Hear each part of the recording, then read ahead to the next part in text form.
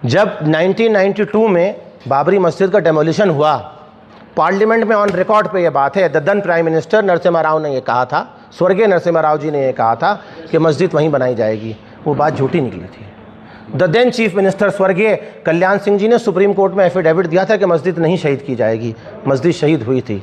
तो एक set prerogative है, चला आ रहा है कि झूठ बोलेंगे और अपना काम करेंगे। पहले एमडीडीए ने सीलिंग की बात करी है कमरे की, जिसको फरवरी में एमडीडीए ने सील किया। उसके बाद एमडीडीए ने बात करी टॉयलेट और बाथरूम को सीज करने की, उसको भी एमडीडीए ने सीज करा। फिर आखिरी में आप 14 मई को ये नोटिस दे देते हैं कि आपकी पूरी मस्जिद अवैध निर्माण है, कमर्शियल लैंड यूज है, आपके पास रेजिडेंशियल लैंड यूज है, आपके पास रिलीजियस लैंड यूज है ही नहीं। जब आपके पास रिलीजियस लैंड यूज है ही नहीं तो मस्जिद का नक्शा किस चीज़ में पास कराया जाएगा। कुछ नफरती लोगों को खुश करना था अपनी सरकारी आकाओं के आदेश निर्देश का पालन करते हुए, इसलिए उन्होंने बिना किसी कानून को फॉलो किए, बिना किसी एसओपी को फॉलो किए इस मस्जिद की सीलिंग की है, जो कि कंप्लीटली अनकॉन्स्टिट्यूशनल है। मदरसे की तो नहीं थी, मदरसे ने किसी बात नहीं, वहाँ कोई मदरसा भी नहीं था। अगर उनके साथ कोई मैटर है, मेरे साथ आए, इस सच की लड़ाई में मेरा साथ दें, कलमा पढ़ें ला इलाहा इल्लल्लाह मुहम्मद रसूलुल्लाह, उसके बाद कहें हिंदुस्तान जिंदाबाद। मैंने साथ में ये भी कहा हिंदुस्तान जिंदाबाद कहें, ये आपने इस बात को हाईलाइट नहीं किया। तो इस खूबसूरत हिंदुस्तान में माशाल्लाह ओम जय जगदीश हरे की भी आवाज़ आती है, ये भी आवाज़ आती है, जय श्री कृष्ण और जय श्री राम की भी आवाज़ आती है। इस पे किसी को कोई आपत्ति नहीं है। जब इस पर आपत्ति नहीं है तो अल्लाह अकबर पे भी आपत्ति नहीं होनी चाहिए। आपका इतने ज़्यादा नंबर्स में यहाँ पर आना, ये इसकी पहचान है कि सच अभी ज़िंदा है और सच को दिखाने वाले लोग ज़िंदा हैं। आज की ये जो प्रेस कॉन्फ्रेंस है, ये एक बहुत ही इम्पॉर्टेंट और इमोशनल इशू पर हमने रखी है, और वो इशू है थानो मस्जिद की सीलिंग का, जिसको गैर कानूनी तरीके से सरकार के इशारों पर एमडीडीए द्वारा बिना किसी लीगल प्रोसीजर अपनाए सील कर दिया गया।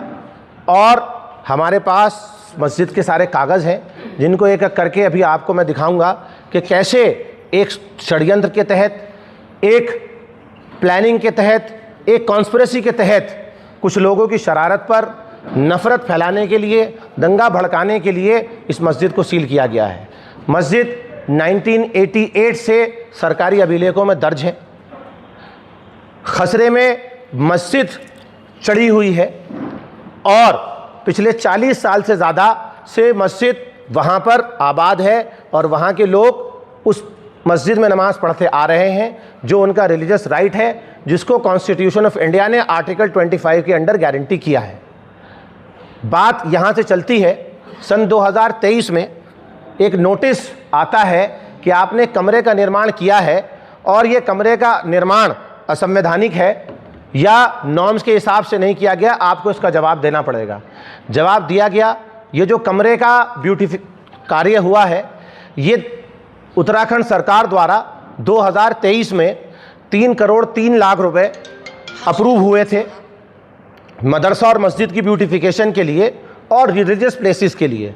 Allocation of fund minority department Uttarakhand के ज़रिए से किया गया और थानों की मस्जिद में कमरा बनाने के लिए इमाम साहब के लिए 8,03,000 रुपये का फ़ंड रिलीज़ हुआ। जब ये फ़ंड रिलीज़ हुआ तो 13 पॉइंट्स प्रमुख सचिव उस समय के फनाए साहब ने इसमें लिखवाए कि इन 13 पैरामीटर्स के पूरे करने के बाद कोई एलोकेशन ऑफ फंड्स हो पाएगा, जिसमें पॉइंट नंबर 8 ये है कि कोई भी कार्यदायी संस्था अगर कहीं पर कंस्ट्रक्शन करेगी तो अथॉरिटी से मैप सैंक्शन कराना उसकी जिम्मेदारी होगी।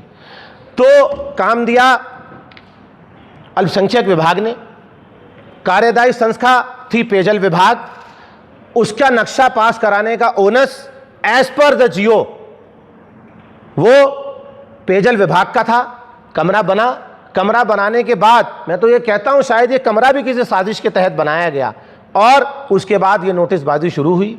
हमने एमडीडीए को ये कहा कि हम इसका भी नक्शा पास कराने के लिए तैयार हैं। हमने वहाँ नक्शे के पेपर डाले। सोसाइटी मस्जिद की रजिस्टर्ड है, मस्जिद के नाम रजिस्ट्री है। 88 में किसी ने गिफ्ट डीड, जिनकी प्राइवेट लैंड थी, प्राइवेट लैंड पे मस्जिद बनी हुई है, किसी सरकारी भूमि पे नहीं बनी हुई है। अभी इलाहाबाद हाई कोर्ट का एक हिस्टोरिक जजमेंट भी आया है, अपनी प्राइवेट जगह पर नमाज पढ़ना या लोगों के साथ कलेक्टिवली प्रेयर करना कोई अपराध नहीं है। अब जब ये सारी चीज़ें हो गई, क्योंकि सरकार का एक मुद्दा है बांटो और राज करो, नफरत फैलाओ, अपने ही ऑर्गेनाइजेशन के कुछ लोगों को इस काम पे लगाया कि ताकि वो पूरी मस्जिद को ऐसा शो करे, ना जाने ये किसी सरकारी ज़मीन पे बनी है या किसी जंगलात की ज़मीन पे बनी है। हमारा ये कहना है, जब सारे कागज़ हमारे पास मौजूद थे और हमने एमडीडीए को सैंक्शन करने के लिए, प्लान सैंक्शन करने के लिए सारे कागज़ लगाए थे, एमडीडीए ने रिजेक्ट क्यों किया? पहले एमडीडीए ने सीलिंग की बात करी एक कमरे की, जिसको फरवरी में एमडीडीए ने सील किया। उसके बाद एमडीडीए ने बात करी टॉयलेट और बाथरूम को सीज करने की, उसको भी एमडीडीए ने सीज करा। फिर आखिरी में आप 14 मई को ये नोटिस दे देते हैं कि आपकी पूरी मस्जिद अवैध निर्माण है। वो जो 20x40 का जो एरिया है, उसकी कोई बात इससे पहले एमडीडीए ने नहीं की थी, ना ही एमडीडीए ने उससे पहले कोई बात की थी। हमने एमडीडीए को ये गुहार लगाई, ये बातें मीडिया में भी कहीं, हम इसका प्लान अप्रूव कराने के लिए तैयार हैं। आपने हमारा प्लान रिजेक्ट करा on the basis of land use. मैं यहाँ आपके ज़रिए से पूछना चाहता हूँ सरकार से और एमडीडीए से कि आपके पास इंडस्ट्रियल लैंड यूज़ है, आपके पास कमर्शियल लैंड यूज़ है, आपके पास रेजिडेंशियल लैंड यूज़ है, आपके पास रिलीजियस लैंड यूज़ है ही नहीं। जब आपके पास रिलीजियस लैंड यूज़ है ही नहीं तो मस्जिद का नक्शा किस चीज़ में पास कराया जाएगा? आपका जो सोर्स है कानून का 1973 का अर्बन प्लानिंग एक्ट है, उस अर्बन प्लानिंग एक्ट के तहत आप कार्रवाई करते हैं। वो urban planning act religious, residential और कमर्शियल बिल्डिंग्स के लिए है। आपके पास रिलीजियस बिल्डिंग बनाने का कोई अथॉरिटी नहीं है, उसका नक्शा पास कराने की कोई अथॉरिटी नहीं है। आप कम्युनिटी सेंटर का नक्शा पास करते हैं। अगर एमडीडीए मस्जिद का नक्शा पास कराने के लिए तैयार है, हमने कहा ये हमारे कागज़ है, आप लीजिए, लेकिन एमडीडीए को कुछ नफरती लोगों को खुश करना था अपनी सरकारी आकाओं के आदेश निर्देश का पालन करते हुए, इसलिए उन्होंने बिना किसी कानून को फॉलो किए, बिना किसी एसओपी को फॉलो किए इस मस्जिद की सीलिंग की है, जो कि कंप्लीटली अनकॉन्स्टिट्यूशनल है। और आज ये बात इससे साबित हो रही है, कहीं ना कहीं माइनॉरिटीज़ के साथ, स्पेशली मुस्लिम्स के साथ सरकार का दोराहा बर्ताव है और सरकार फेल हो गई है उनके राइट्स का प्रोटेक्शन करने के लिए। आज कुछ लोगों के लिए मेजॉरिटी इस देश की, please note my words, majority इस देश की बहुत अच्छी है, इस देश की मेजॉरिटी बहुत अच्छी है, लेकिन कुछ ऐसे ख़राब लोग हैं जो इस देश के प्यार को, जो इस देश के सौहार्द को खंडित करना चाहते हैं, उसे तोड़ना चाहते हैं। ऐसे ही कुछ नफरती लोगों के ऊपर ये सरकार चल रही है और उनकी नफरत की आग को भड़काने के लिए सरकार ने ये कदम किया है। और मैं ये भी कहता हूँ, आज बीजेपी की जितनी भी सरकारें इस प्रदेश में चल रही हैं, जब भी इस देश में आई हैं, उनकी कुर्सियों के नीचे बहुत सारे मासूम लोगों की लाश है। और मुझे ऐसा लगता है जैसे सरकार के प्रायोजित कुछ लोग वहाँ जाकर खड़े हो रहे हैं और इन बातों को कर रहे हैं कि मुसलमान का एंट्री बैन होनी चाहिए उत्तराखंड में क्योंकि ये देवभूमि है, तो कहीं ना कहीं ये कॉन्स्टिट्यूशन का मजाक है। हम भी मानते हैं ये देवभूमि है। अगर यहाँ गंगोत्री, यमुनोत्री, श्री बद्रीनाथ और श्री केदारनाथ हैं तो यहाँ साबिर कलियरी भी हैं, यहाँ पे हेमकुंड साहिब भी हैं। वाकई में ये देवभूमि है और देवभूमि में जितना अधिकार किसी और का है उतना ही अधिकार हमारा भी है। इस देश के प्रत्येक वासी का इस देवभूमि पे उतना ही अधिकार है जितना किसी और का है। अगर कोई ये कहेगा कि उस हमारी एंट्री या किसी और की एंट्री यहाँ पर बैन है, इसका संज्ञान पुलिस को और प्रशासन को लेना चाहिए और तत्काल प्रभाव से एफआईआर भी करनी चाहिए।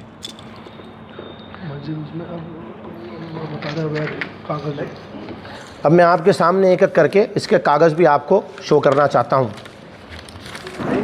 सवाल तो यह है कि उन्होंने जो वो नोटिस लगाया है उसमें कई डेट मेंशन करी है, जिसमें उन्होंने ये आरोप लगाया कि आप उस डेट पर पहुंचे ही नहीं।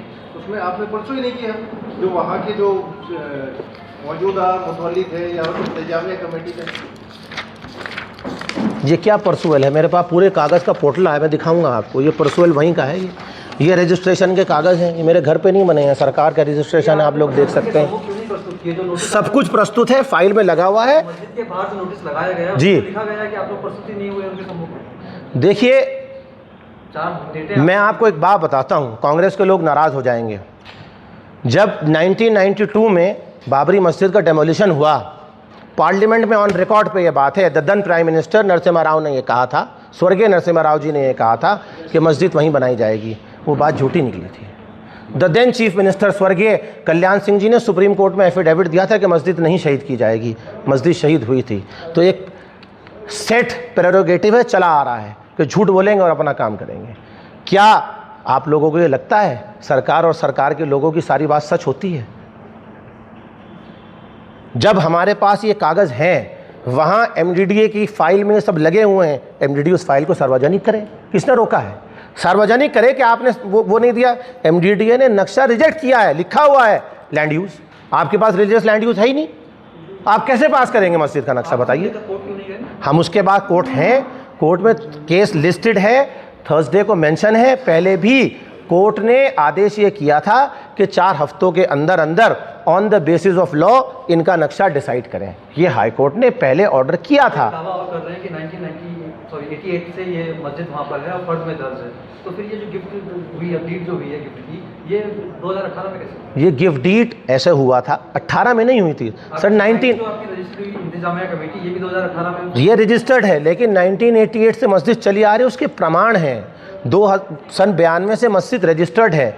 देखिए, एक कानून है इंडिया में, अब भी एग्जिस्ट कर रहा है, वक्फ बाय यूज़र। किसी जगह को वक्फ बाय यूज़र चलाने के लिए किसी रजिस्ट्रेशन की आवश्यकता नहीं थी। अभी भी ये जो नया वक्फ एक्ट मोदी गवर्नमेंट लाई है, सुप्रीम कोर्ट ने वक्फ बाय यूज़र आज भी स्टे कर रखा है। उस पर कोर्ट में दौराने बहस है, मैटर सब्जेक्टाइज्ड है। आपने हाई कोर्ट में गए, हाई कोर्ट के सिवा आप कहीं गए? मानवाधिकार कार्यदायी संस्था पेयजल विभाग है। ओनस पेयजल विभाग पे है कागज़ दिखाने का या हम पर है? मेरे पास तो यहाँ ये लेटर मौजूद है जिसमें प्रमुख सचिव के यहाँ से फंड सैंक्शन हुआ है, और उसमें साफ साफ लिखा हुआ है कि कार्यदायी संस्था नक्शा पास कराएगी। तो ये ओनस तो पेयजल विभाग पर था, ये हम पर था। इसके कागज़ पेयजल विभाग दिखाएगा कि हम दिखाएंगे, और इसके कागज़ हम एमडीडीए में जमा करा चुके हैं, दिखा चुके हैं। नहीं भाई, एक सवाल ये होता है कि ये जो 1988 से जी दस्तावेज में मस्जिद चढ़ी हुई है, जी, क्या जो अभी हमारे आपने सवाल किया, ये जिलाधिकारी को भी लेटर दे रखा है, ये रहा मेरे पास, ये भी मैं जारी कर दूंगा। कहा कि मदरसा और मस्जिद संचालन की अनुमति थी 1988 से। मदरसे की तो नहीं थी, मदरसे ने किसी बात नहीं, वहाँ कोई मदरसा भी नहीं था, वहाँ कोई नहीं मदरसे वहाँ नहीं था। और मैं आपको एक बात बताता हूँ, मदरसे में और मकतब में डिफरेंस है।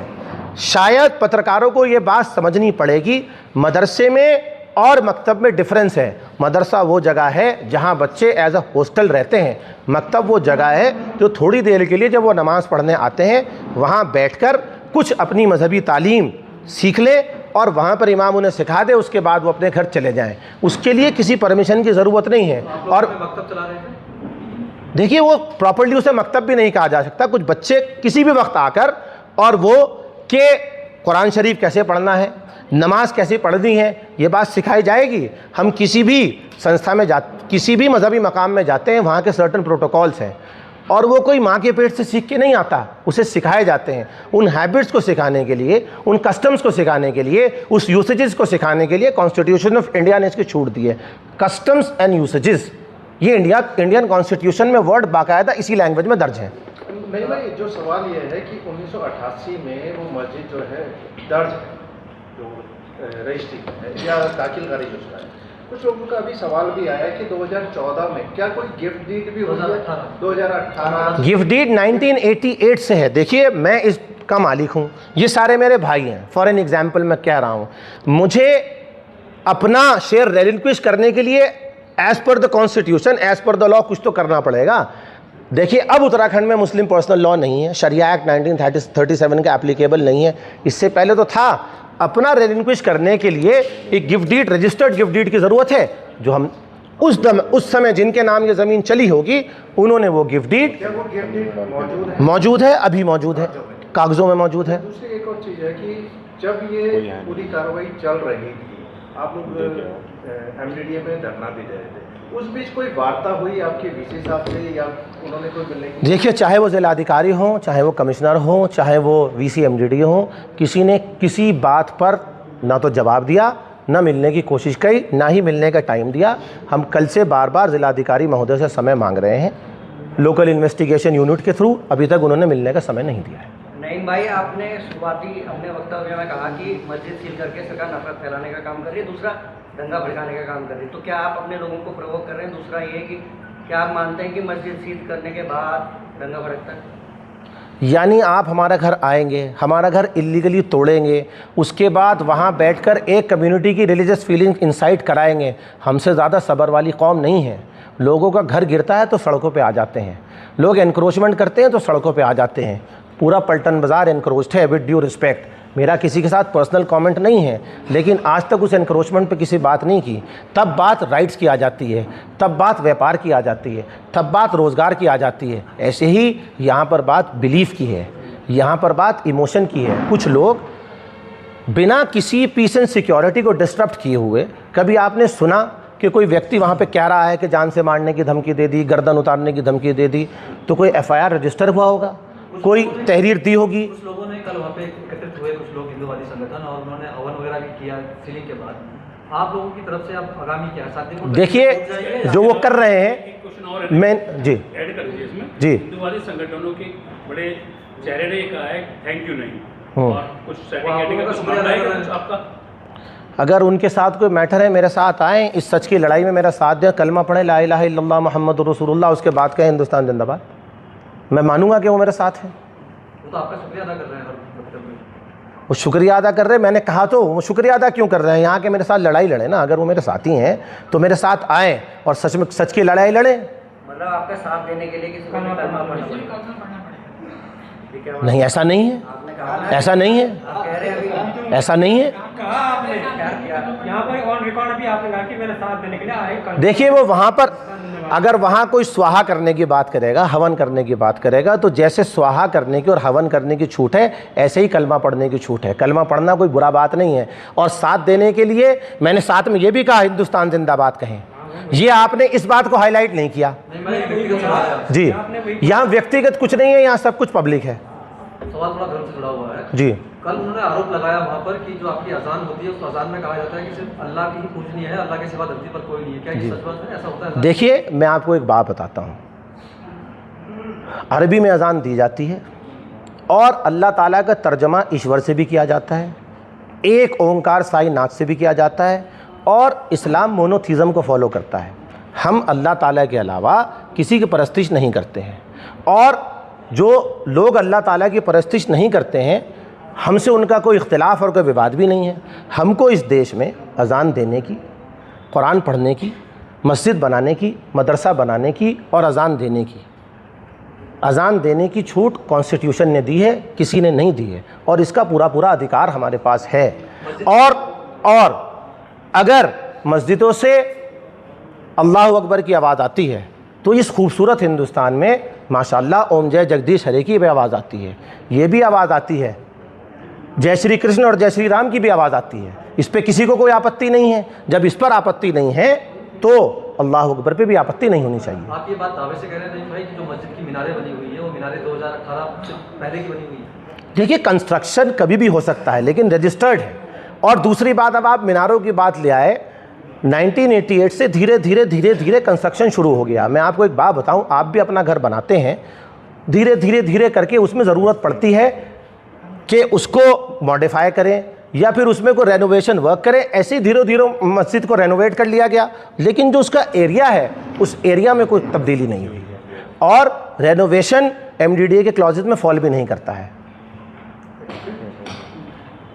अब आगामी कदम क्या है आप लोग? आगामी हम हाई कोर्ट गए हैं, हमने मिलने का समय मांगा है, और हम इस बात को आपसे भी कह रहे हैं और सारी दुनिया से कहेंगे कि हमारे साथ गलत हुआ है, जुल्म हुआ है, और जुल्म के खिलाफ लड़ाई जारी रहेगी।